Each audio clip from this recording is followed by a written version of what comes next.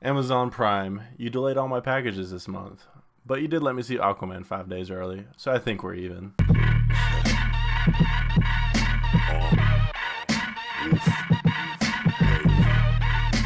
Hello, hello!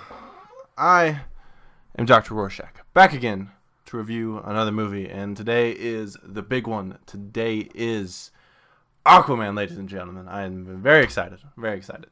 It's no secret Aquaman was my top most anticipated movie of 2018, if you can't tell. So you could say I'm pretty excited for it.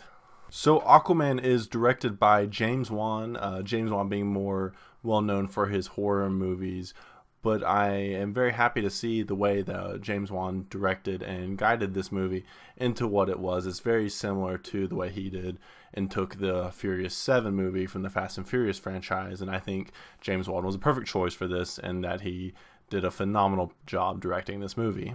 He definitely has a wide range as a director, and I hope to see more from him, whether that's superhero or not. I'd love to see him do a Batman movie. Aquaman stars Jason Momoa as Arthur Curry, the Aquaman. And one of the best parts about Aquaman is that you can tell Jason Momoa is having the time of his life making this movie, and that he brings such a presence to this role, and you can just really feel his presence at every single time he's on the screen.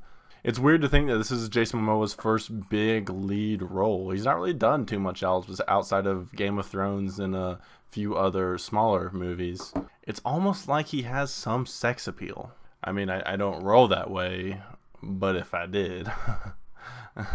I'm not gay, but if I were... Aquaman also has supporting cast of Amber Heard, Dolph Lundgren, Willem Dafoe, and Patrick Wilson, all adding a lot to this movie. This is a phenomenal cast, one of the best casts of superhero movies in recent memory. The biggest part about Aquaman that sets it aside from other superhero movies is the fact that it takes place underwater, and a good chunk of this movie is obviously going to take place underwater. Not all of it does, but a good chunk, probably about 2/5 to a half of it, is underwater, and they use a visual effect to it where there's more of like, it looks like there's a blue mat over their skin where it puts an underwater effect, as well as with visual cues of water floating, more bobbing, and air bubbles. It's a very nice effect and very well done, and it's the first movie to really do something like this as far as I know. Aquaman also brings a lot of great action scenes to the table. Borrowing a page from the Kingsman church scene, we are given a lot of different continuous shots in a lot of the action scenes. It's very well done, the effect of where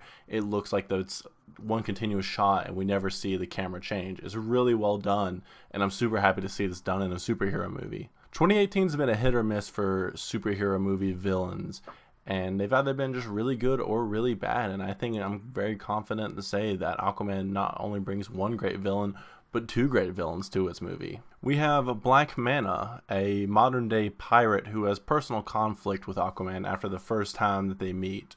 Black Manta is a complete badass in this movie, and he completely steals every action scene he's in.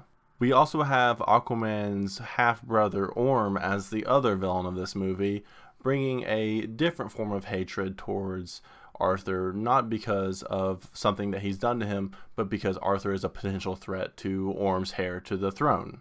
With these two villains going up against Arthur, we get to see some great dynamics work against him, and these are some of the best DCEU villain performances we've had, if not the best, to be honest. I really hope we get to see these villains come back in the future. We also get to see Arthur's interaction with Amber Heard's character, Mera.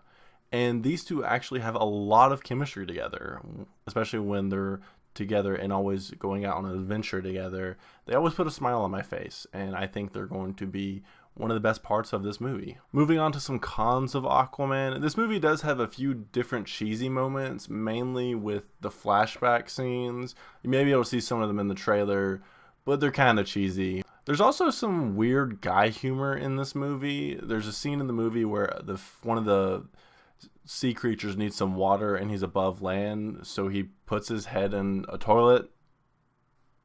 This movie doesn't hit most of its jokes, unlike Marvel, who does hit most of their jokes, but I don't think that is going to affect the overall enjoyment of this movie. Overall, Aquaman is filled with great action sequences, great performances, and a great visual effects to it to bring a great fresh take in an oversaturated movie genre currently. While Aquaman does still fall in the category of just a traditional superhero movie, it does take the steps to make itself stand out and still be a very fresh experience. Aquaman is definitely a 9 out of 10, and I really recommend seeing this movie in IMAX.